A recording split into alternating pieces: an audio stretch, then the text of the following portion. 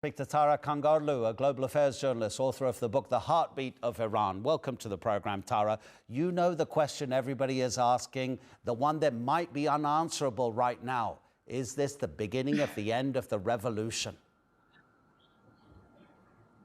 Well, Adnan, thank you so much for having me on the program. And you're absolutely right. I'm not sure if I have the answer to that, but what I can say is that more than any other protest of the last 10 years in Iran, this round of movements very much looks like a revolution. Revolutions start when a group of protesters come together, despite the size, wanting and demanding a change in the regime and continuing with their movement. And what we're seeing in Iran most certainly looks like that. Now, as you know, revolutions start, some end, and some fail. So I think we have to wait and see how this one will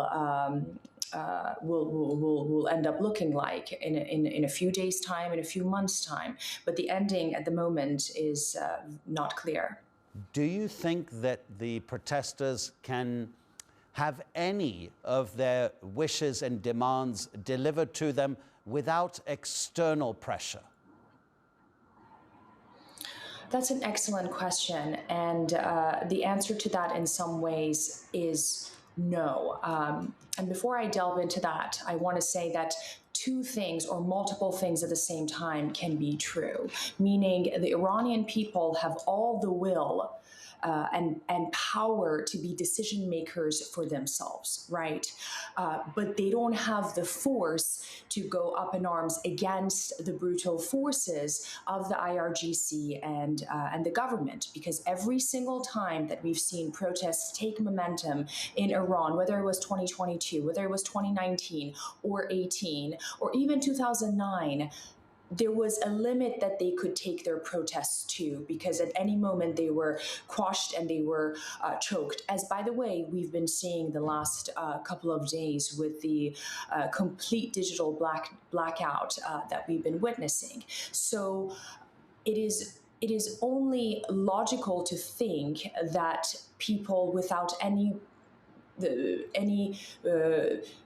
force cannot go against people who have the force, if you know what I mean. And so we are seeing right now US President Trump being extremely vocal in wanting to support the Iranian people. Now, what that support looks like, we have to wait and see what that would be like. But quite frankly, again, the ball is in his court and it's a wait and see game. But again, as always, it's the Iranian people, innocent civilians who've been paying the highest price on the streets with their lives. Tara, really interesting to hear what you're telling us. Thank you so much for taking the time on a Sunday evening to talk to us on TRT World.